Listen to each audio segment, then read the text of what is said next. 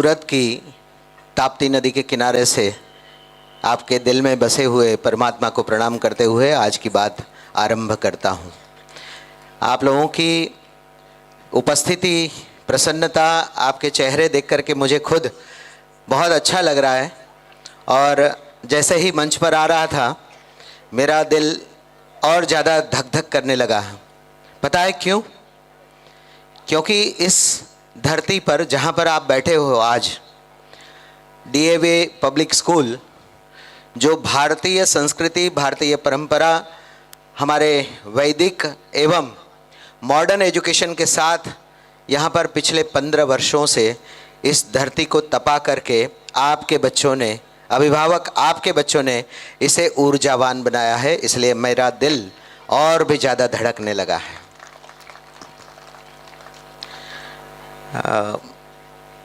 मैं इस विद्यालय के मैनेजिंग डायरेक्टर का आभारी हूँ कि हमारे परिचय तो उनसे कई वर्षों से हैं। करीब 5-6 सालों से हम लोग बहुत समीप से एक दूसरे के साथ संवाद करते आए हैं।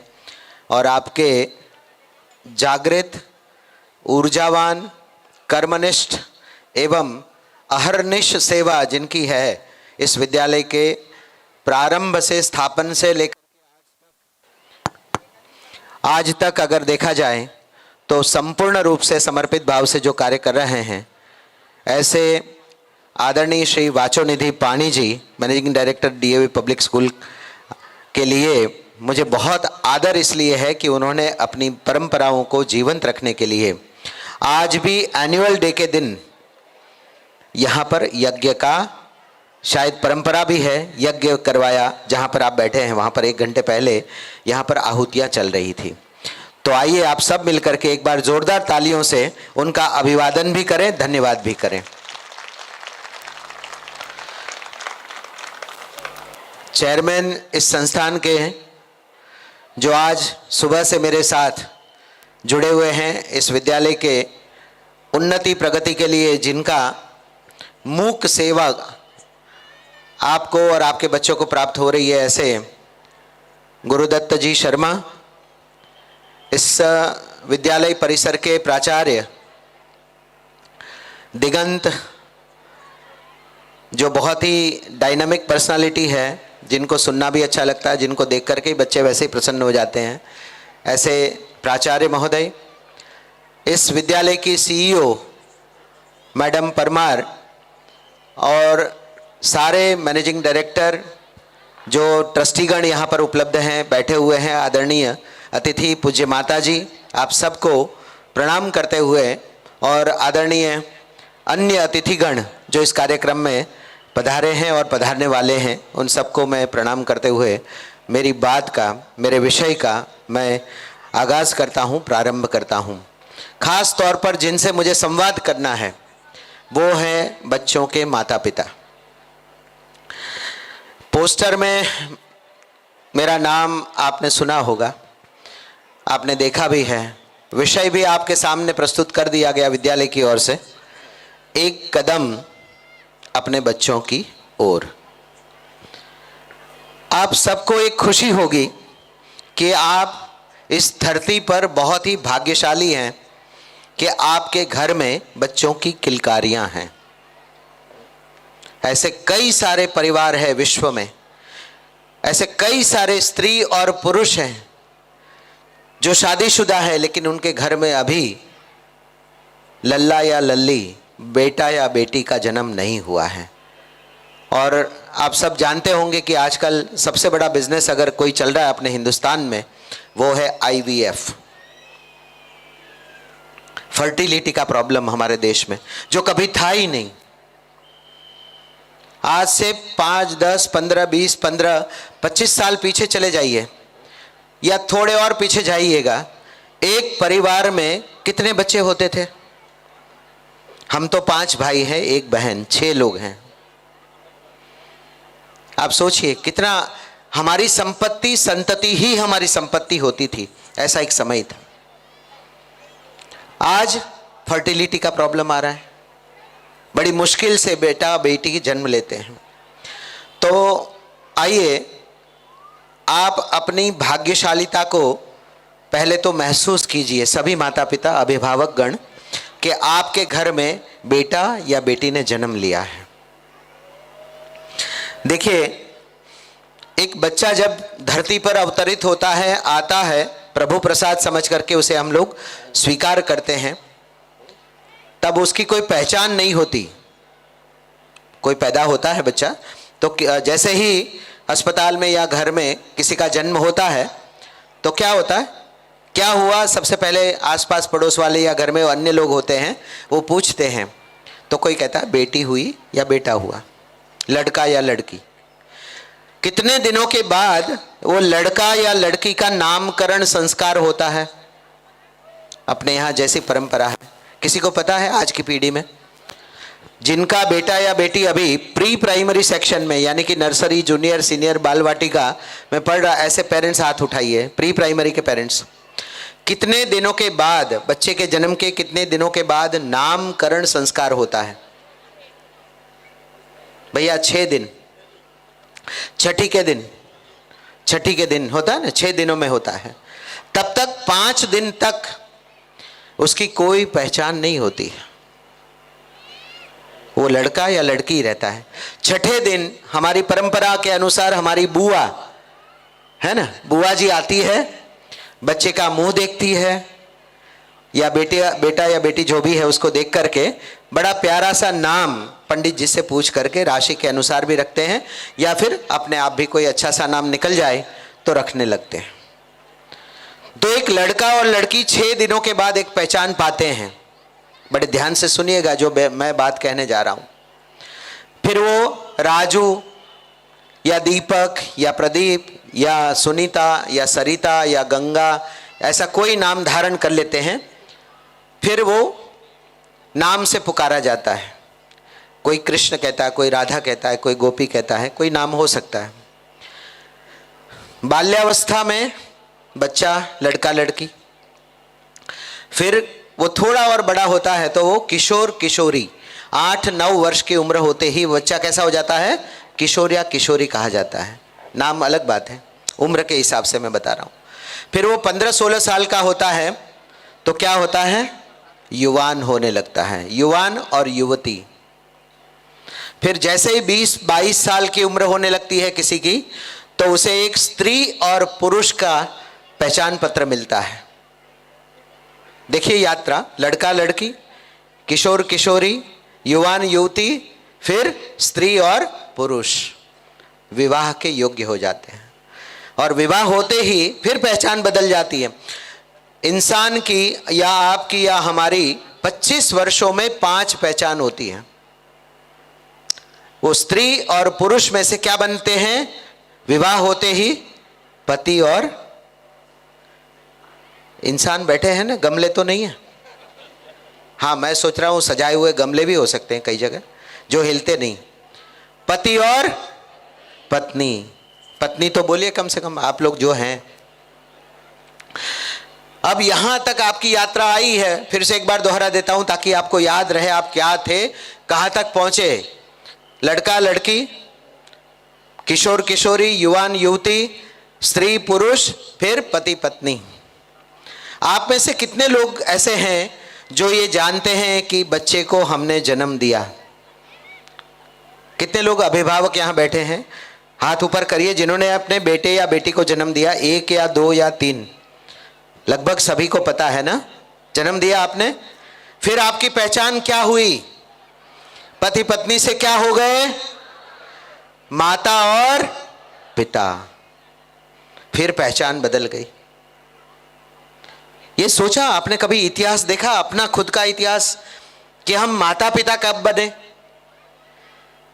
मैंने अभी एक सवाल पूछा शर्मा जी कि कितने लोगों ने बच्चे को जन्म दिया, तो लगभग सभी लोगों ने हाथ ऊपर करके कहा, पर ये जवाब भी गलत है। आपने बच्चे को जन्म नहीं दिया, आपके बच्चे ने एक माँ को और पिता को जन्म दिया है। इसलिए वो बच्चा महान है जिसने आपकी पहचान इस धरती पर अलग बनाई। आज से पहचान बदल दो। अगर वो बच्चा या बच्ची इस धरती पर आता ही नहीं, यहाँ पहुंचता ही नहीं, आपकी गोदी में खेलता ही नहीं, आपके आंगन में किलकारियां होती ही नहीं, आप उसे स्कूल लेके जाते ही नहीं, तो आप क्या थे उससे पहले? पति पत्नी। और पति पत्नी में क्या होता है, संवाद कैसा होता है, कैसा चलता है, इस बारे में आज मेरा विषय नहीं, इसलिए मैं वो साइड पर रखते हुए अब माता पिता क्या होता है और बच्चे के साथ उसका एक कदम कैसा होना चाहिए, इस विषय की प्रस्तुति मैं यहां से करता हूं। देखिए, अब आपको ये गर्व, आपका जो गर्व था कि मैंने बच्चे को जन्म दिया है, वो गर्व आज से आप उतार करके साइड पर रख दीजिए। बच्चे ने माता पिता को जन्म दिया है, ये अलग विधान वाक्य है, आप समझ लीजिए इसको। अब आपकी जिम्मेदारी क्या है? अब आपकी जिम्मेदारी एक बच्चे की क्या है? जो देने वाला होता है वो महान होता है या लेने वाला होता है वो महान होता है? बताइए। है देने वाला। तो बच्चे ने क्या दिया? एक नई पहचान दी। भगवान के बाद अगर इस धरती पर कोई वो काम कर सकता है, वो है मां। मां को जन्म दिया बच्चे ने, तो बच्चा महान हुआ या माता पिता? बच्चा महान हुआ, हमारे घर में जो आया है। आप उसको पहचान करके अब आगे का जीवन आज से एक कदम अलग प्रकार से जीना शुरू करिए। कैसा जीवन जिएंगे? आज मैं थोड़े से प्रश्न भी करूंगा, सवाल भी करूंगा, और उसके जवाब आपसे अपेक्षा रखता हूं कि आप ठीक तरह से देंगे मुझे। सूरत से यहां पर पहुंचने में मुझे कम से कम 12-13 घंटे लगे हैं, तो और मैं आपसे संवाद केवल 1 घंटे तक करूंगा। 1 घंटे में क्या क्या बात हमारे बीच में हुई, वो आने वाले वर्षों में मैं फिर से दोबारा कभी आऊंगा तब भी ये सवाल पूछूंगा, उनमें से कितने लोगों को याद रहा ये भी पता करना है। अभी जब यहां हमारा सम्मान हो रहा था, यहां हमारा सम्मान हो रहा था, मेरा हुआ, अन्य मेहमानों का, अतिथियों का सम्मान हुआ, तो आगे की 8-10 पंक्तियों से तालियों की आवाज आ रही थी, और जब मैं कुछ अच्छी बात कह रहा था तब भी कुछ लोगों ने तालियां बजाई। जब मैंने वाचोनिधि जी के लिए कहा कि जोरदार तालियों से उनका अभिवादन करें, तो दिल से आप बताइए कितने लोगों ने तालियां नहीं बजाई थी? हाथ ऊपर करिए। रह गई थी, व्यस्त थे आप? नहीं, एक भी हाथ नहीं उठा, लेकिन मुझे यहां से दिख रहा था, और आपकी वीडियो शूटिंग भी है हमारे पास, है ना, कितने लोगों ने ताली बजाई थी। यहां से एक कदम आगे चलना है। थोड़ा सा वातावरण गंभीर नहीं हो जाए इसलिए एक बात मैं आपको बता देता हूं। एक बहुत बड़े तपस्वी थे, कई वर्षों तक की तपस्या करके अपने जीवन को जीर्ण शीर्ण करके संपूर्ण परमात्मा के साथ संबंधित कर दिया था। उनके पास एक नास्तिक व्यक्ति, जो न धर्म में आस्था रखता, न भगवान में आस्था रखता, न यज्ञ में आस्था रखता, न वेदों में आस्था रखता है, न पुराणों में, न दर्शन में, न किसी भी चीज में आस्था रखता है, वो कहता है पहले कोई जीवन न था, न आगे आने वाला कोई जीवन है। जबकि भारतीय परंपरा हमारी कहती है कि आज का जन्म हमारा जो भी है वो पूर्व जन्म के संस्कारों के आधार पर है। हमें जो भी माता पिता मिले, रिश्तेदार मिले, नातेदार मिले, संबंधी मिले, मित्र मिले, व्यवसायी मिले, भागीदार मिले, आज भी आपके आसपास जो लोग बैठे हैं वो आपके चयन के हिसाब से नहीं मिले हैं आपको। कौन किसके पास बैठा, यहां पर किसी की कुर्सी पर नाम लिखा है? लिखा है? नहीं लिखा। आपके दाएं और बाएं कौन लोग बैठे हैं? आपने तय किया? नहीं किया। आपने किसी को मना किया कि मेरे बाजू में मत बैठिए? नहीं ना। ये सारी प्रक्रिया ईश्वर प्रदत्त है, परमात्मा तय करके हमें भेजता है। लेकिन एक व्यक्ति ऐसा है जो इन सब बातों को मानता नहीं है, संपूर्ण रूप से नास्तिक है। वो एक तपस्वी के पास जाता है और कहता है कि भगवान अगर है और आप उनको मानते हैं तो आप मानिए, मैं नहीं मानता हूं, लेकिन मैंने सुना है कि भारतीय परंपरा में पुनर्जन्म होता है, ये बात मैं नहीं मानता हूं। तो बोले तुम्हें जानना क्या है? बोले मुझे ये जानना है भगवान कि आप बताइए कि जो स्त्री आज धरती पर है उनके कर्म के अनुसार दूसरा जन्म होगा तो दूसरे जन्म में वो स्त्री ही होगी या पुरुष के रूप में, या लिंग परिवर्तन होता है, ये मुझे बताइए, ये मेरी जिज्ञासा है। तब उन्होंने कहा कि नहीं, लिंग परिवर्तन नहीं होता है, योनि परिवर्तन होता है। मनुष्य योनि, राक्षस योनि, पशु योनि, पक्षी योनि, जलचर, खेचर, नभचर, कोई भी जीव, कीट, पतंग कुछ भी हो सकता है, लेकिन लिंग परिवर्तन नहीं होता। जो स्त्री होती है वो स्त्री होती है, पुरुष होता है पुरुष होता है। तब फिर उन्होंने जिज्ञासावश ये पूछा कि जो अगर स्त्री दूसरे जन्म में स्त्री के रूप में, यानी कि अगर पशु योनि में गई और गाय के स्वरूप में जन्म लिया तो पशु योनि में गाय भी बन सकती, और अगर कोई पुरुष दूसरे जन्म में पशु योनि में जाता है तो वो अगर वृषभ यानी कि नंदी, बैल बन सकता है तो ठीक है। बोले हाँ। तो मुझे ये जानना है कि मैंने सड़कों पर, तिराहे पर, टोल नाके पर या जहाँ जहाँ सिग्नल होते हैं वहाँ मैंने ऐसे लोग देखे हैं जो न तो पुरुष है न स्त्री है। ऐसे लोगों का जन्म कैसे होता है मुझे बताइए। ये पूछा उन्होंने। जो स्त्री भी नहीं है पुरुष भी नहीं है। जो महाभारत में आपने बृहन्नला, अर्धनारेश्वर, जो स्त्री भी नहीं है पुरुष भी नहीं है, इसका जन्म कैसे होता है? तो महात्मा ने बड़े विनोद से जवाब दिया कि ऐसे लोगों का जन्म तब होता है जब वह अपने बच्चों के कार्यक्रम में जाते हैं, एनुअल फंक्शन में बैठते हैं, मेहमानों का स्वागत होता है। वो अगर उस समय बैठे बैठे किसी के सम्मान में, प्रोत्साहन में तालियां नहीं बजाते हैं, दूसरे जन्म में घर घर जाकर के उनको तालियां बजानी पड़ती हैं।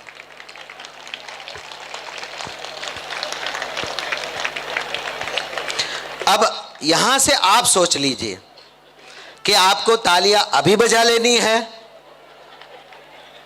या फिर अगले जन्म में। ये एक कदम बच्चों की ओर का पहला कदम है।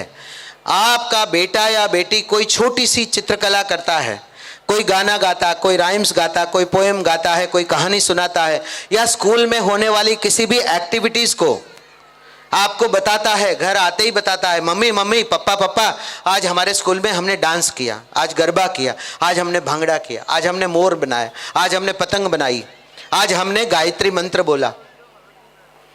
तब क्या करेंगे आप उसको? क्या करेंगे तब? आपका प्रोत्साहन, ताली तो प्रतीक है, ताली तो प्रोत्साहन का प्रतीक है। प्रोत्साहन से ही बच्चे का विकास शुरू होगा, चाहे वो छोटा बच्चा हो, चाहे आपके घर का कोई परिवार का सदस्य हो।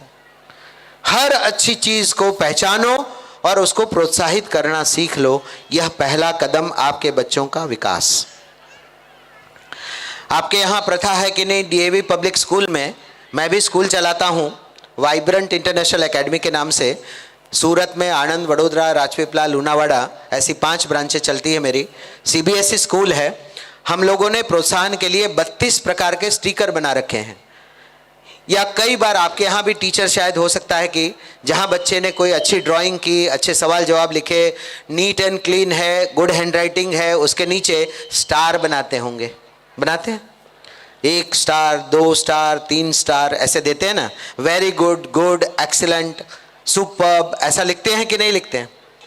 आप में से कितने माता पिता ने अपने घर की नोटबुक में अपने बच्चों के किए हुए गृह कार्य पर, जो आपने अलग से दिया, स्कूल का नहीं, अलग से कुछ करने को बोला, बेटा ये लिखो, ऐसा लिखो, उसके नीचे सही दिल से, तहे दिल से आप बताइए कि आपने अपने बच्चे को कितने स्टार और सिग्नेचर करके दिए? 1 2 3 4 5 6 7 8 9 10, करीब करीब 50% मान लेता हूं मैं, 50%। ये 50% लोग जो अपने बच्चों को स्टार देते हैं, प्रोत्साहन देते हैं, आज का सेमिनार उनके लिए नहीं है। आज का मेरा सेमिनार उनके लिए है जो अपने घर के बच्चे को, राज दुलारे को, अपनी प्यारी बिटिया को, लाडली को पहचानते हुए भी शाबाशी नहीं देते, वाह नहीं कहते। क्यों नहीं कहते? क्या खर्चा होता है मुझे बताइए इसमें? कोई खर्च होता है? बच्चे ने अगर अच्छा काम किया, एक स्टार बना करके दे दो, वेरी गुड लिख करके दे दो, आज से एक काम सभी माँ बाप से मैं कहता हूं, आपके घर में विवाह की पत्रिका आती है, किसी अच्छे प्रसंग की पत्रिका आती है, महंगी महंगी, जैसे गुजराती में हम कंकोत्री कहते हैं, आती है ना, महंगी महंगी वाली भी आती है, 4-5 पेज वाली आती है, रंगीन आती है, कहीं गणपति, कहीं रथ, कहीं राधा कृष्ण, ऐसा बहुत सुंदर सुंदर कार्ड आता होगा। कार्यक्रम में आप जब निकाल करके पढ़ते हैं, उसमें से 2 चीजें आप पढ़ते होंगे, बाकी कुछ नहीं। कहाँ खाना है और कितने बजे है। एम आई राइट और रॉन्ग? बाकी कितनी भी अच्छी ड्राफ्टिंग हो, कितनी भी अच्छी कलाकृति हो, कितने भी अच्छे चित्र हो और कितना ही अच्छा कार्ड और पेपर हो, उसका क्या कोई वैल्यू आपने किया आज तक? बहुत अच्छा कार्ड जब आता है आपके घर में किसी के विवाह का, तो 15 दिन, 20 दिन, महीना, 2 महीना उसको संभाल करके रखते हैं। जैसे ही अक्टूबर महीना आता है, घर की सफाई शुरू होती है, तो सुंदर से सुंदर रखा हुआ कार्ड आप कचरे के डब्बे में डालना शुरू करते हैं। पूरे साल में जो इकट्ठे करके आपको लगा था वो। सही या गलत? सही है ना? जरा बोलते रहेगा तो मुझे पता चले कि हाँ आप लोग हैं। सही है ना? तो क्या करें उस कार्ड का भाई? फेंके नहीं तो आप मुझसे पूछिए कि सर क्या करें। अरे एक काम करिए ना, उसमें जो एक तरफ कोरा पन्ना होता है, अच्छे चित्र उसे कटिंग करके रखिए, और जब भी बच्चा स्कूल से घर आए तो उसके लिए 2 शब्द लिख करके रोज दरवाजे पर लटका करके रखिए, अपने बच्चे के नाम के साथ कटिंग करके, क्राफ्ट वर्क करके उसे वेस्ट में से बेस्ट बनाने का प्रयास कीजिए। वो बच्चा कभी उस कार्ड को, जिसको कटिंग करके आपने कुछ लिख करके उसके प्रोत्साहन के लिए दिया होगा, कभी फेंकेगा नहीं, अपनी तिजोरी में रखेगा। जब उसका विवाह हो जाएगा तो अपने बच्चे को बताएगा कि मेरे माँ बाप मेरे बचपन में मुझे ऐसे प्रोत्साहित करते थे, जिसमें कोई खर्चा भी नहीं होता था और मुझे शाबाशी भी मिल जाती थी। कितनी छोटी सी बात। मैं बड़ा आदमी नहीं हूं, मैं बहुत बड़ा मोटिवेशनल स्पीकर नहीं हूं, लाखों करोड़ों लोगों को संबोधित नहीं करता, मैं मुरारी बापू या भाई श्री रमेश भाई ओझा जैसा स्पीकर नहीं हूं, मैं बहुत छोटा स्पीकर हूं। इसलिए बहुत छोटी छोटी बातें आपको सिखाने आया हूं, और आपको ये छोटी बातें अगर अच्छी लगेगी और इसका अमल आपने शुरू किया, तो आप और मैं भले ही छोटे रह जाए, आपके आंगन में आया हुआ बच्चा कल स्वामी दयानंद सरस्वती जैसा बन करके बाहर निकल सकता है, स्वामी विवेकानंद बन करके बाहर निकलेगा, डॉक्टर एपीजे अब्दुल कलाम बन करके बाहर निकलेगा। वो नायिका देवी बन सकती है, वो झांसी की रानी लक्ष्मीबाई बन सकती है, वो सुनीता विलियम्स बन सकती है, वो द्रौपदी मुर्मू भी बन सकती है। ये जितने भी महान लोग हैं आज, जिनके सच्चरित्र सद्ग्रंथों में उनके चरित्र को हम पढ़ते हैं, वो कैसे महान हुए? आपने कभी पढ़ा? उनकी बायोग्राफी को पढ़ा? अब्दुल कलाम जी की माता जी को एक अक्षर पढ़ना नहीं आता था। उनके पिताजी तो मछुआरे थे, सुबह अखबार बांटने जाया करते थे, मछली पकड़ करके जीवन चलाते थे। माता जी को तो काला अक्षर भैंस बराबर था। पर पता है रोज क्या करती थी? जैसे ही अब्दुल पढ़ करके आता था, किताबें निकाल करके ऐसे उलट पलट करके, वाह बेटा आज तुमने बहुत अच्छा लिखा, बहुत बढ़िया लिखा। जब अब्दुल छोटे थे तो उनको नहीं पता माता जी को पढ़ना नहीं आता है, बड़े हुए तब पता चला कि माता जी को पढ़ना नहीं आता। लेकिन बचपन से वो रोज उनकी किताब, उनकी नोटबुक, उनकी कॉपियां चेक करती थी और कहती थी बहुत बढ़िया, बहुत अच्छा, बहुत बढ़िया। और ऐसे करते करते वो अब्दुल, डॉक्टर एपीजे अब्दुल कलाम, भारत के सर्वोच्च स्थान पर, राष्ट्रपति पद पर मिसाइल मैन के तौर पर बैठ गए। माता का पढ़ा लिखा होना जरूरी नहीं है, अनपढ़ मां भी बच्चे को पढ़ा सकती है। पढ़ी लिखी माता तो पढ़ा ही देती है, बेटा मेहमान आए हैं, चलो ट्विंकल ट्विंकल लिटिल स्टार सुनाओ। परीक्षा खुद की ले रही है कि मैंने अपने बच्चे को कितना तैयार किया। देखो मेहमानों के आगे किसको प्रस्तुत कर रहे हैं? बच्चे को नहीं, अपने आप को प्रस्तुत करते हैं। मेरा बच्चा देखो कितना होशियार है, मैंने इसको सिखाया है। ये करना छोड़ दीजिए प्लीज, मेरी करबद्ध प्रार्थना है। कभी अपने बच्चे को मदारी की तरह से निकाल करके पेश मत करो, नाचो डोलो बिन मत बजाओ, आज से बंद। आपके घर में दिवाली में मिठाइयाँ लेकर के आने वाले लोग होंगे, मिलने वाले होंगे, हैप्पी न्यू ईयर कहने वाले आएंगे, उनके सामने अपने बच्चों की प्रदर्शनी मत करना प्लीज प्लीज प्लीज। बहुत अलग बात कहने आया हूं मैं आज। ये करके आप क्या साबित करते हैं? अगर बच्चा शर्मा गया, नहीं बोला, नहीं गाया, उसका मूड नहीं था, उसको बोलनी ही नहीं है, रायम, पोएम्स, गीत, कविता कुछ सुनाना नहीं है, तो क्या करेंगे आप? आपकी आंखें तर्रा जाती होंगी, टेढ़ी होने लगती है, आपकी जो भौहें है ना तन जाती है। चलो सुनाओ, बोला था ना तुमको। डांटने लगते। किसके आगे डांटते आप? पराया, पड़ोसी, जिससे बच्चे का कोई संबंध नहीं है।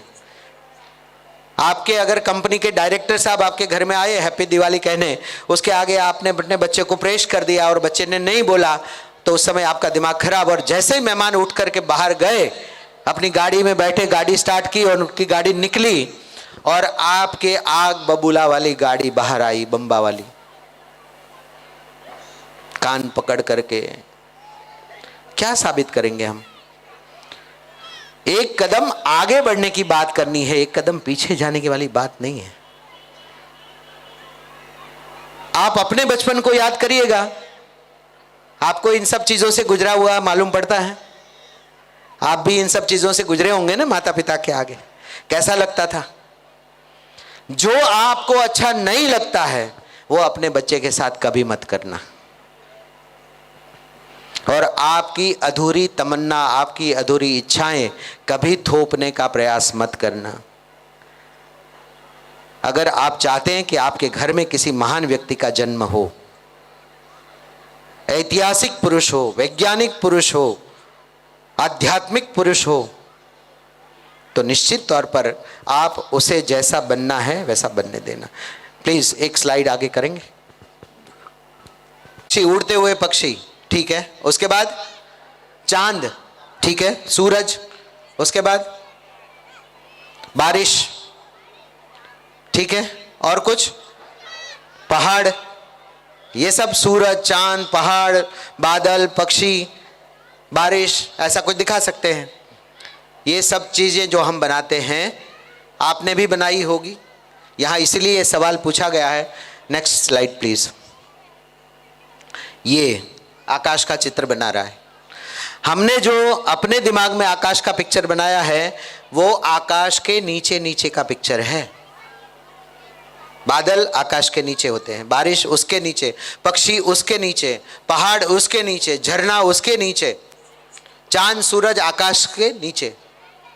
अगर नहीं होते तो आज चंद्रयान 3 वहां पर रुक पाता? नहीं ना। आप जिसकी कल्पना आकाश की कर रहे हो, ये आपकी नजर जहां तक पहुंच रही है वो आकाश आपके पास है, जिसे आप बादल, झरना, पक्षी, सूरज, चांद ये सब दिखा करके आकाश को पैदा करते हैं। आपका बच्चा आकाश यानी कि जिसका कोई आकार नहीं है, ऐसा अनंत की ओर बढ़ सकता है। आप अपने चित्र बनाना उनमें बंद कर दीजिए। बजाइए, नहीं तो अगले जन्म बजानी पड़ेगी। मैं पहले ही बता दे रहा हूं, ये बात मैंने नहीं, उस महात्मा ने कही है। हाँ, बीच बीच में बजाते रहना, नहीं तो मेरा तो पासपोर्ट तय हो गया है, मैडम ने मुझे दे दिया, आपका तय हो जाएगा ताली बजाने वाला। आप अपनी कल्पना के चित्र बनाना बंद कर दीजिए। अनंत आकाश जिसका कोई आकार, कोई रंग, कोई रूप नहीं है, आपके बच्चे के अंदर इतनी क्षमताएं भरी पड़ी है। सिर्फ एक वस्तु की जरूरत है, प्रोत्साहन का एक कदम आगे बढ़ाते रहिए रोज, प्रतिदिन। Next please. कुछ चीजें ऐसी है, समय का थोड़ा अभाव भी होगा, थोड़ी आगे बढ़ाएंगे। थोड़ा इसको आगे ले लीजिए। कीप एन ओपन माइंड, हमेशा खुला दिमाग रखिए। Give it an honesty, try before you decide that it won't work. ये आप दिमाग में डालते जाइए, एक एक चीजें, मैं बहुत डिटेल में नहीं जा रहा हूं। यूज द फॉलोइंग मोटो। ये नहीं है कि आज के कार्यक्रम के बाद आपको बहुत कुछ आ जाएगा, लेकिन इतना सोचो कि आप जितना जानते हो उससे आगे बढ़ने का प्रयास करिए। ये कार्यक्रम, सेमिनार, मोटिवेशनल स्पीकर को बुला करके इसलिए नहीं आपके सामने रखा गया कि आप अच्छे पेरेंट्स नहीं हैं, आपको पेरेंटिंग नहीं आती, आप पॉजिटिव पेरेंटिंग नहीं करते, इसलिए नहीं। पर हो सकता है कि आपको 2 4 5 चीजें ऐसी दिल को छू जाए ताकि आपके बच्चों के विकास में वो काम आ सके। Next please. हमारे वैदिक ऋषि कह गए हैं पुराने काल में, आप में कई सारे लोग जानते भी होंगे, और ऋषि का एक श्लोक है, मैं आपके सामने पौराणिक है प्रस्तुत करता हूं और उससे समझने का प्रयास करिए। ऋषि कहते हैं वैदिक काल से, लालयेत पंचवर्षाणि 10 वर्षाणि ताड़येत, प्राप्ते तु षोडशे वर्षे पुत्रम मित्रवत समाचरेत। नहीं समझ में आएगा क्योंकि ये हमारे विदेश की भाषाएं हैं, ये हमारे भारत के बाहर की भाषा है, हमारी समझ से परे है। मैंने किस भाषा में बोला? कौन सी भाषा में बोला? संस्कृत। संस्कृत कहाँ की भाषा है? ऐसा है क्या? अरे अच्छा हुआ मुझे बता दिया, हमारी होती तो हमें आती। मैंने कहा लालयेत पंचवर्षाणि 10 वर्षाणि ताड़येत, प्राप्ते तु षोडशे वर्षे पुत्रम मित्रवत समाचरेत, तो आपको समझ में आ जाना चाहिए। नहीं आया ना? हमारी भाषा तो अंग्रेजी है। हाँ, 5 वर्ष तक क्या करना है? बच्चे का लालन पालन करना है। लालयेत पंच वर्षाणि, अब समझ में आने लगेगा। पंचवर्षाणि, 5 साल तक बच्चा पैदा होता है तो क्या करना है? लालन पालन। जैसे माँ यशोदा नंद बाबा कन्हैया के साथ लालन पालन करती थी, माखन खिलाती थी, खेलने जाने देती थी, कुछ भी करने देती थी, कोई भी डांट डपट नहीं होती थी। कब तक? 0 से लेकर के 5 वर्ष तक। जिनके घर में अभी भी 5 साल से छोटा बच्चा है वो लालन पालन करे। पर 6ठे वर्ष से ऋषि कहते हैं प्राप्ते तु, नहीं 10 वर्षाणि ताड़येत, 6 वर्ष से 15 वर्ष का बच्चा हो, ऐसा 10 वर्ष का जो पीरियड है बच्चे का, क्या करना है? ताड़येत। ताड़न शब्द आजकल बहुत प्रसिद्ध है उत्तर भारत में, डिबेट चल रही है टीवी पर। ताड़न मतलब क्या? तुलसीदास जी ने एक चौपाई लिख दी, ढोल गवार शूद्र पशु नारी ये सब ताड़न के अधिकारी। तो ऐसा कैसे लिख सकते हैं तुलसीदास जी? ढोल गवार शूद्र पशु नारी, और ये नारी को भी ताड़न, ढोल को तो ठीक है, शूद्र क्या? ये सब बड़ी डिबेट की बात है, इस पर नहीं जाते। लेकिन अभी अभी आदित्यनाथ योगी उत्तर प्रदेश के मुख्यमंत्री जी ने इसका अर्थ समझाया विधानसभा में, बुंदेलखंड की भाषा में समझाया कि ताड़न शब्द का अर्थ क्या होता है, जो गांव में भी प्रयोग होता है। ध्यान देना, अच्छा और बुरा समझाना, गरम और ठंडा समझाना, ये गाली है और ये ताली है ये समझाना, ये बड़े हैं आदर योग्य हैं और ये छोटे हैं प्यार के योग्य हैं ये समझाना, इसे कहते हैं ताड़न करना। ताड़न माने ठाड़, ये नहीं है, मारना नहीं है, ध्यान देना है। कितने वर्ष तक? 6 वर्ष का बच्चा हो जाए और 15 वर्ष का हो जाए तब तक उसको अच्छा और बुरा सिखाना।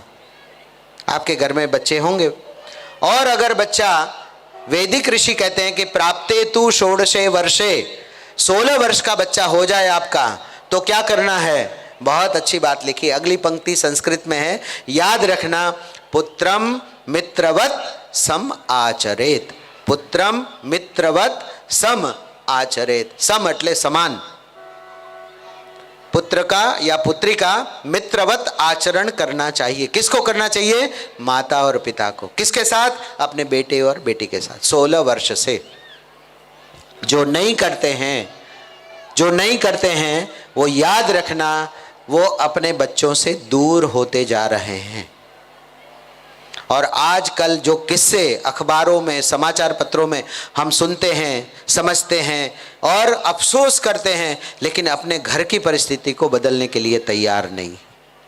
आप में से ईमानदारी से मैं पूछना चाहता हूँ, इस मंच से, माँ सरस्वती का मंच है, विद्यालय के प्रांगण में बैठे हैं, तपती हुई धरती पर जहाँ यज्ञ हुआ है, महर्षि दयानंद सरस्वती जी की 200वीं जन्म जयंती और आर्य समाज की स्थापना की 150वीं जन्म जयंती का ये वर्ष है, स्थापना का वर्ष है।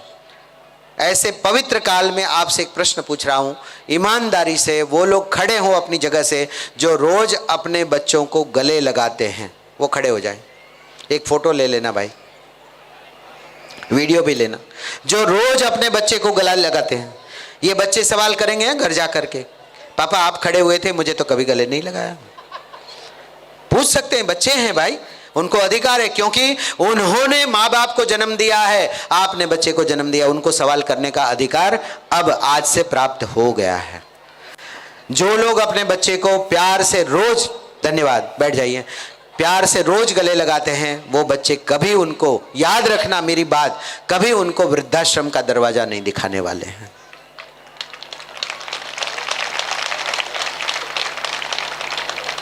बच्चे आचरण अच्छा करें, पैर छुए, अच्छी बात है, लेकिन जब भी बच्चा पैर छुए तो आशीर्वाद के नाम पर अगर कुछ बोले चाहे ना बोले, लेकिन जैसे बच्चा पैर छू करके खड़ा हो, अपने गले से लगा लो और कम से कम 30 सेकंड तक उसे छोड़ना नहीं।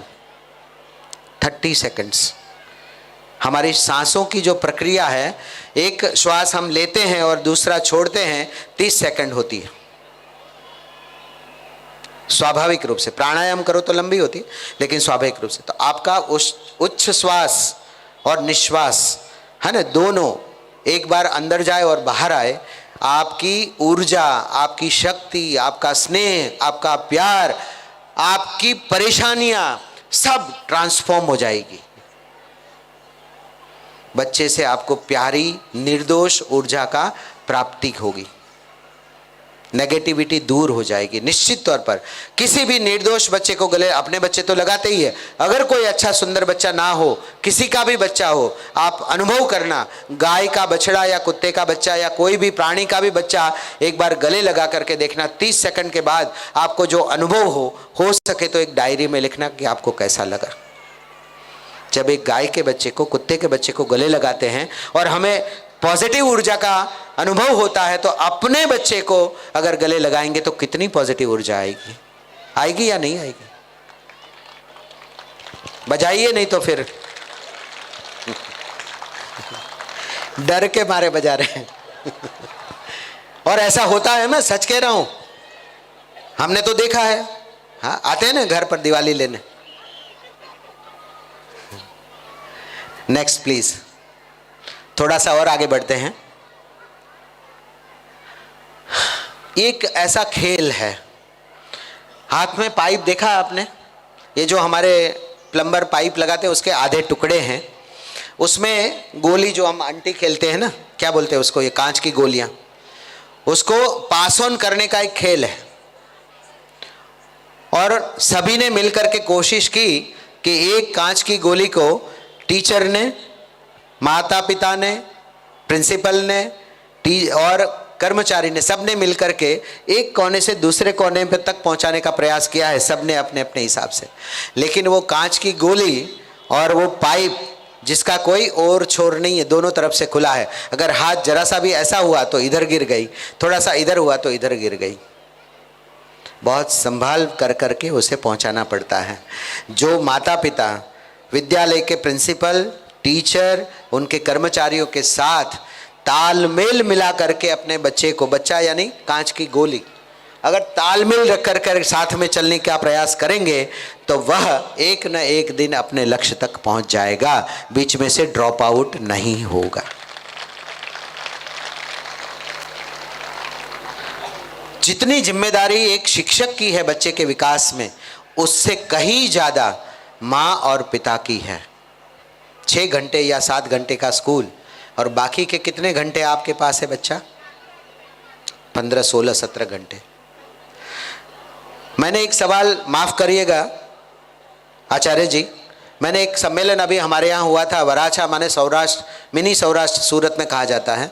वहाँ एक सवाल पूछा कि आपके बच्चे गाली बोलते हैं? बोले हाँ बोलते हैं, जब से स्कूल भेजा तब से बोलने लग गए हैं।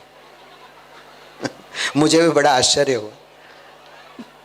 मैंने कहा आज तक कोई दुनिया में, भारत में नहीं, दुनिया में एक ऐसी पाठशाला, pre primary school, primary school, secondary, higher secondary, college या यूनिवर्सिटी बताइए जहां पर गाली का अभ्यासक्रम चलाया जाता हो।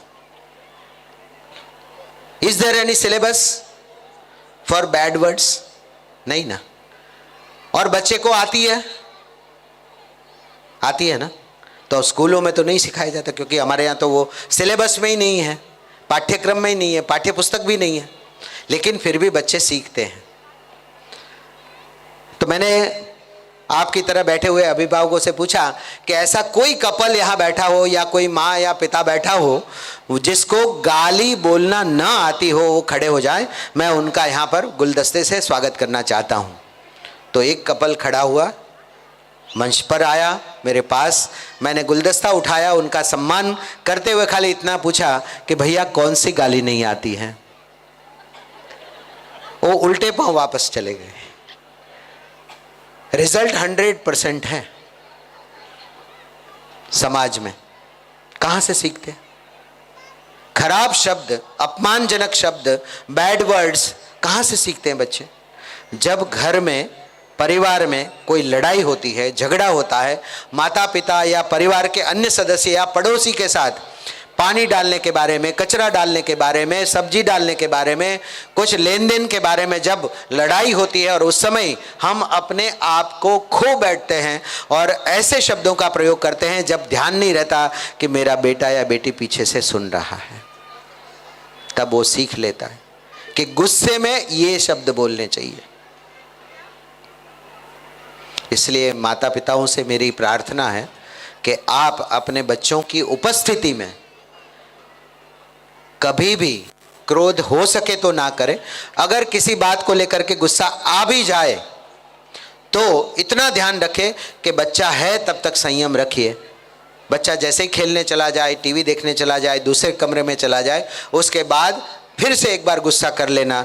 मैं गारंटी के साथ कहता हूं दोबारा आपको गुस्सा नहीं आएगा, क्योंकि क्षण जो है ना वो बचानी होती है। कल सूरत में एक दुखद घटना हुई। एक ही परिवार के 7 लोगों ने सामूहिक आत्महत्या कर ली।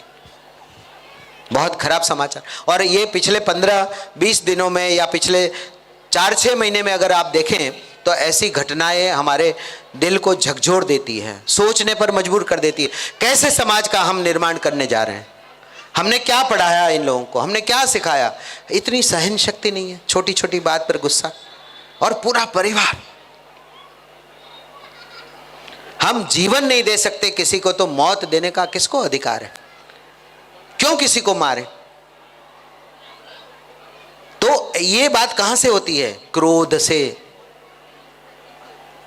क्रोधात स्मृति विभ्रम, गीता कहती है क्रोध से स्मृति का विभ्रम होता, बुद्धि नाश। इसलिए अपने बच्चों के साथ उनकी उपस्थिति में, बच्चों से तो क्रोध करना ही नहीं है, लेकिन उनकी उपस्थिति में आपस में भी किसी भी प्रकार का संवाद ऐसा ना हो जिसमें से कोई गलत बात बच्चा सीखे। ये ध्यान रखना है। Next please. एक यहां पर हाइपरलिंक है, छोटा सा वीडियो, एटीट्यूड वीडियो, उसको प्ले कर सकते हैं। डबल क्लिक करेंगे तो हाइपरलिंक आपको मिलेगा। Is it there on this slide? नीचे जो एटीट्यूड वीडियो लिखा उस पर डबल क्लिक करेंगे तो प्ले हो जाएगा। दीजिए अपने बच्चों को अपना प्रेम और संग, लेकिन इतना भी नहीं कि वे हो जाए अपंग। अपाहिज मत बने। पैम्परिंग, कई सारे पेरेंट्स इस बात को बहुत अच्छा मानते हैं कि बच्चे को हर चीज़ हम करके देंगे, पैम्पर करते रहेंगे तो बच्चा बहुत खुश रहेगा। छोटा होता है तब तक ठीक है, लेकिन कई सारे माता पिता को मैंने देखा है अपनी नज़रों के सामने देखा है, स्कूल बैग भी माँ उठाती है, स्कूल जाते समय भी, आते समय, बस से उतरते तुरंत माँ बैग ले लेती है। क्यों? बच्चा अगर अपना सामान उठाना, अपना बैग उठाना अभी से नहीं सीखेगा तो क्या होगा आने वाले दिनों में? हर काम आपसे करवाएगा। मम्मी ये कर दो, जूते रख देती है, उसके कपड़े रख देती है, उसका वाटर बॉटल रखती है। ऐसा नहीं, बच्चे को बचपन से अपना काम करना सिखाइए, क्योंकि नरेंद्र मोदी जी हमारे देश के यशस्वी प्रधानमंत्री जी ने कोरोना के काल में एक शब्द हमें दिया, आत्मनिर्भर भारत। ये आत्मनिर्भरता क्या है? आत्मनिर्भरता कैसे आएगी? स्वावलंबन कैसे आएगा? बचपन से सिखाएंगे तो आएगा। इसलिए प्यार करने में कोई मनाही नहीं है, लेकिन श्रम करने में बिल्कुल भी ऐसा प्यार मत करिए कि वो श्रम से वंचित हो जाए। बच्चा अपना बोझ खुद उठाए, ऐसा प्यार करो, ऐसा सिखाओ। जूते अपने आप रखे, जूते अपने आप पॉलिश करे, अपने बैग को अपनी सही जगह पर वो खुद रखे, टिफिन जो स्कूल से लाया है वो अपने आप वहाँ पर किचन में रखें। ये सब चीज़ें अगर आप करने धीरे धीरे शुरू करेंगे तो आत्मनिर्भर भारत का आत्मनिर्भर नागरिक आप और हम मिलकर के जन्म देंगे, ताकि दोबारा कभी कोई महामारी आ जाए, कोई विपत्ति आ जाए, कोई आपत्ति आ जाए, कोई कुदरती तकलीफें आ जाए, कोई भूकंप आ जाए, तो आत्मनिर्भर बच्चा अपने आप को बचा सकता है और खड़ा हो सकता है। Next please. चलिए कोई बात नहीं,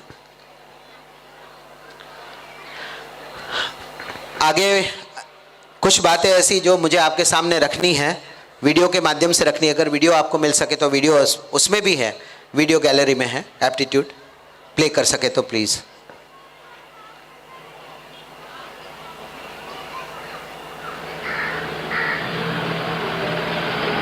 yes please, thank you.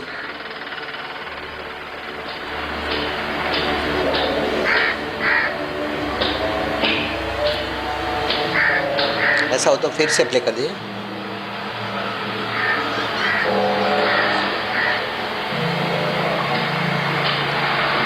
Starting दीजिए ना।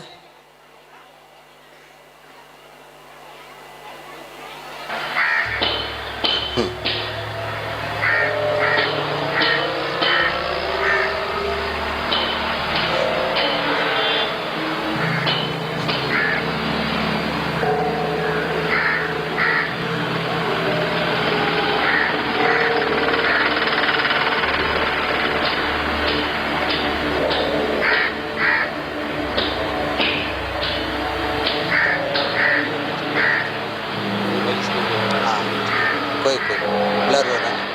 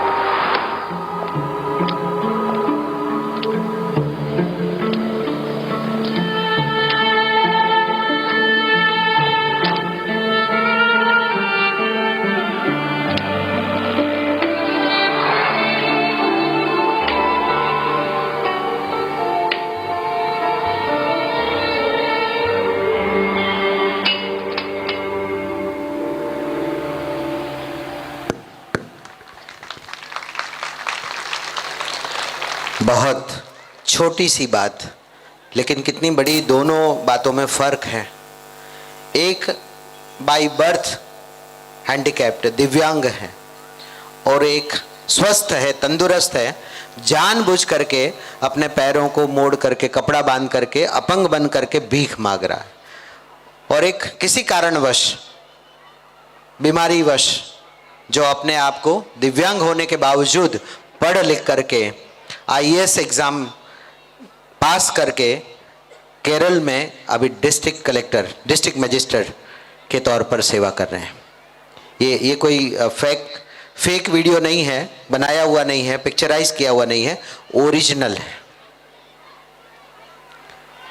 कहने का मतलब, मेरा तात्पर्य इतना है, आप समझ लीजिए, अगर बच्चे को बहुत ज़्यादा पैम्पर्ड किया गया तो वो आने वाले दिनों में इतना गलत सीख जाएगा कि वो दुनिया में मेहनत करने का, पढ़ने का या आत्मनिर्भर होने का ख्याल ही नहीं कर पाएगा। शारीरिक विकलांगता, शारीरिक अपंगता या दिव्यांगता एक कुदरती न्याय के रूप में आ सकता है, लेकिन मानसिक विकलांगता हमारे पास होती है। मानसिक रूप से बच्चों को विकलांग ना बनाएं। इस वीडियो के माध्यम से मैं आपको ये संदेश देना चाह रहा था। Next please. आप में से यहाँ कुछ सवाल पूछ रहा हूँ, ये अंतिम बात करके मैं अपनी बात को समाप्त करूँगा। दुनिया के 7 अजूबे कौन से हैं? The 7 wonders in the world. आप में से कितने लोग जानते हैं कि दुनिया में 7 अजूबे हैं? पहली बात, 7 वंडर्स कई लोग जानते होंगे, जनरल नॉलेज पढ़े होंगे, सुना होगा, वीडियो देखा होगा। एक बोलिए, ताजमहल भारत में। दूसरा, एफिल टावर जी 2। तीसरा, चार मीनार नहीं, wall of China, pyramid, Egypt के pyramid, great wall of China. बहुत अच्छा, बहुत बढ़िया। कितने हुए अभी तक? 7 में से 4, बाकी 3 कौन बताएगा? सॉरी, बच्चों की हाजिरी में मैंने सवाल पूछे। बच्चा कल जनरल नॉलेज की बुक लेकर के दिखाएगा आपको, पापा ये 7 वंडर्स है जो सर पूछ रहे थे। दुनिया के 7 अजूबे हमें नहीं पता है, पूरे 4 नाम के आगे हम बोल नहीं पाते हैं। मैं कहता हूं, आज़ादी दिलाने वाले 11 क्रांतिकारियों के नाम लिखिए। आप लिख सकते हो 11 नाम। महात्मा गांधी से शुरू करिएगा। 5 मैं बता देता हूं जो प्रसिद्ध है। महात्मा गांधी ले लीजिए, सरदार वल्लभ भाई पटेल है, सुभाष चंद्र बोस है, चंद्रशेखर आज़ाद है, भगत सिंह है, राजगुरु है, सुखदेव है, अशफाक उल्लाह खां है, झांसी की रानी। ऐसे बहुत सारे नाम हम दे सकते हैं। आप लिखने को बोलेंगे तो लिख नहीं पाएंगे। आज़ादी के बाद परमवीर चक्र विजेता, जिन्होंने 1947 में पाकिस्तान के कबीलों के साथ पहला युद्ध किया, अक्टूबर 1947 में, और सबसे पहले परमवीर चक्र जो विजेता हुए थे, उनका नाम मैं आपसे पूछूं तो कोई बोल नहीं पाएगा। मेजर सोमनाथ शर्मा, परमवीर चक्र के पहले विजेता।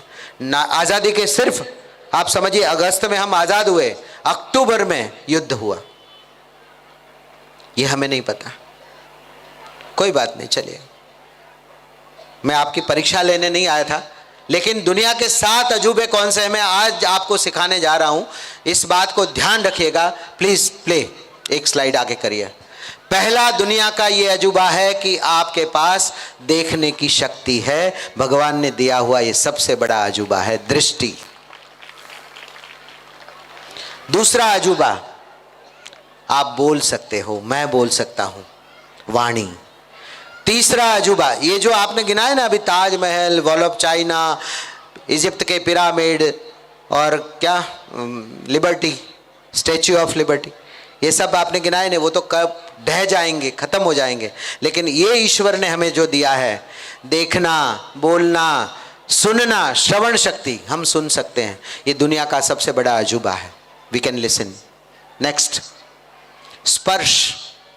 एक साधारण स्पर्श होता है जिसे हम टच कहते हैं, और संस्कृत कितनी मीठी और मधुरा भाषा है। संस्पर्श, बोलने में भी कितना मजा आता है। ऐसी दुनिया की कोई भाषा नहीं, मैं आपको गारंटी के साथ कहता हूं कि बोलते हुए आपके रोंगटे खड़े हो जाएं। स्पर्श, संस्पर्श, कितना अच्छा लगता है। छूना, महसूस करना, यह अजूबा नहीं तो और क्या है। नेक्स्ट, स्वाद, हम टेस्ट कर सकते हैं, खट्टा, मीठा, ठंडा, गरम, सब पता चलने लगता है। ये अजूबा है। नेक्स्ट, हम सांस ले सकते हैं। पता नहीं हम नींद में कितनी बार सांस लेते, कितनी बार छोड़ते, हमें तो पता ही नहीं है। भगवान ने कैसे ही सुंदर रचना की है हमारे लिए, परमात्मा ने, कि हम नींद में भी, जिसे हम मृत्यु कहते हैं या समाधि कहते हैं, उसमें भी हमारी सांसें चलती है। ये भी अजूबा ही तो है। नेक्स्ट, और प्रेम और माधुर्य, लव एंड केयर। आप सोचिए, ये सारे अजूबे हैं, कहाँ हैं? आपके बच्चे के अंदर है। उसे पहचानिए, उसकी अवगणना मत करिए। ये सारे अजूबे लेकर के वो पैदा हुए हैं। नेक्स्ट, और सबसे अच्छा ये है, ये सारी चीजें हैं, लेकिन अगर आप रो नहीं सकते दुनिया में किसी के दर्द को देख करके, किसी के वियोग को देख करके, संवेदना के बिना जीवन नहीं चल सकता। जो रो सकता है वो हल्का हो सकता है। ये भी अजूबा है। कभी तकलीफ हो जाए ना तो रो देना, हल्के हो जाओगे। और नेक्स्ट, एक वीडियो प्ले इस पर है, laughing baby. Can you play? अंतिम बात मैं कह करके अपनी बात यहां पूरी करूंगा, लेकिन जो जो बातें मैंने आज कही है उसको खाली अपने दिलो दिमाग में नहीं, अपने घरों तक ले जाइएगा, अपने विचारों में रखिएगा।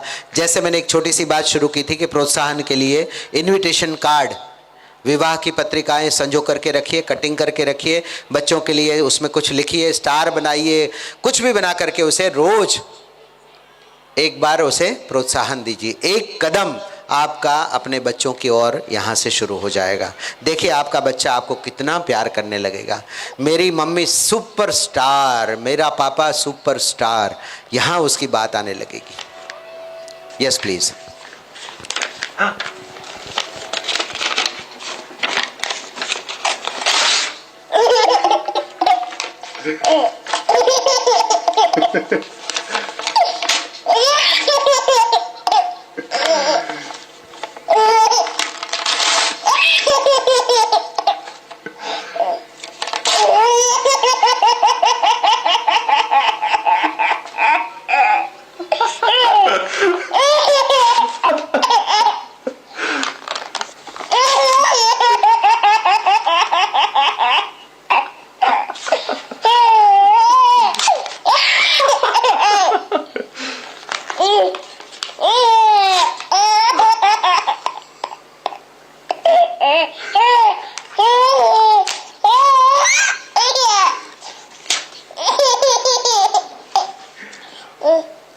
This one, Micah.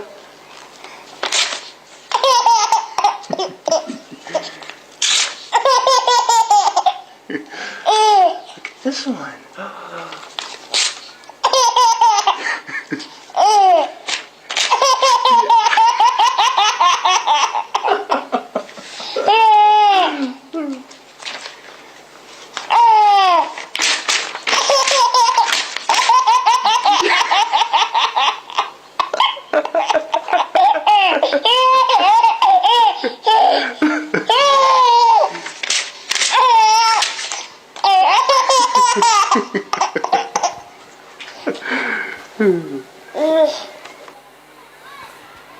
दोस्तों, ये वीडियो बच्चा उसके पापा किस देश के हैं बता सकते हो?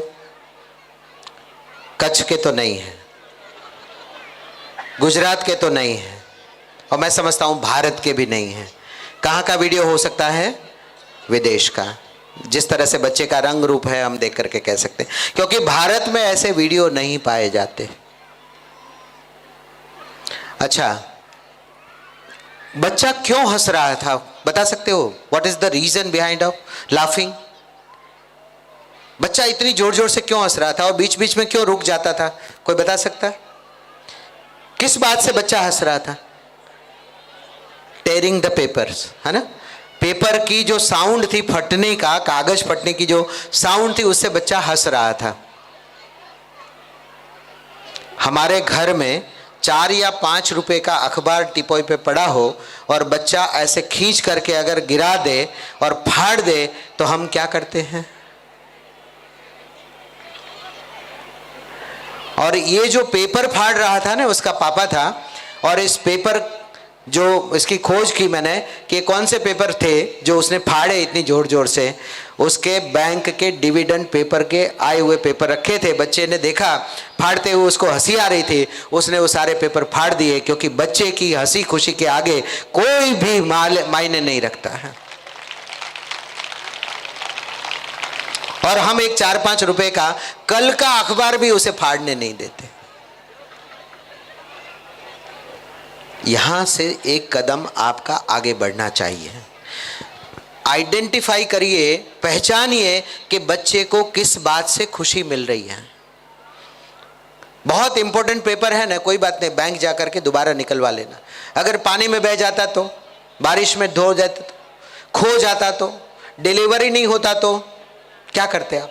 बैंक जाते ना, दोबारा मिल जाता ना। डुप्लीकेशंस होता है ना, आजकल सब कुछ मिल जाता है ना। चिंता मत करिए, आपके यहाँ और यहाँ डाला हुआ कोई नहीं ले जा सकता है, लेकिन खुशियाँ लौट करके नहीं आती है, इतना याद रखना।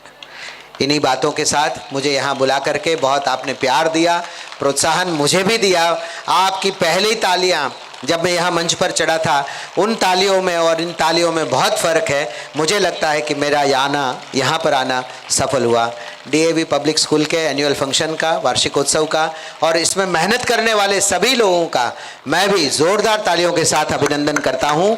इसमें पार्टिसिपेट करने वाले सारे आपके बच्चे जो यहाँ बैठ कर के गा रहे थे, नाच रहे थे, और सबसे अच्छी बात मुझे वो लगी कि आपके बच्चे फिल्मी गानों पर परफॉर्म नहीं करते हैं, संस्कृति के अनुसार, वेद और पुराणों के अनुसार यहाँ परफॉर्म करते हैं। ये आपका सौभाग्य है। दोबारा कभी भी अवसर मिला तो ज़रूर आऊँगा, आता रहूँगा, मिलता रहूँगा। मेरी अच्छी बातें आप घर ले जाइएगा, बुरी बातें यहीं अपने सोफे पर छोड़ के जाइएगा। धन्यवाद। लोग कहते हैं कि जिंदा रहेंगे तो मिलेंगे। लोग क्या कहते हैं? जिंदा रहेंगे तो मिलेंगे। मैं कहता हूँ मिलते रहे तो ज़रूर जिंदा रहेंगे। धन्यवाद, नमस्कार। एक बार भारत माता की, दोनों हाथ मुट्ठी बांध करके आकाश की ओर। आवाज अयोध्या के राम मंदिर निर्माण तक पहुंच जानी चाहिए। 22 जनवरी 2024 को इतिहास रचा जा रहा है। उस भारत माँ की धरती पर फिर से राम राज्य की स्थापना होने जा रही। भारत माता की धन्यवाद।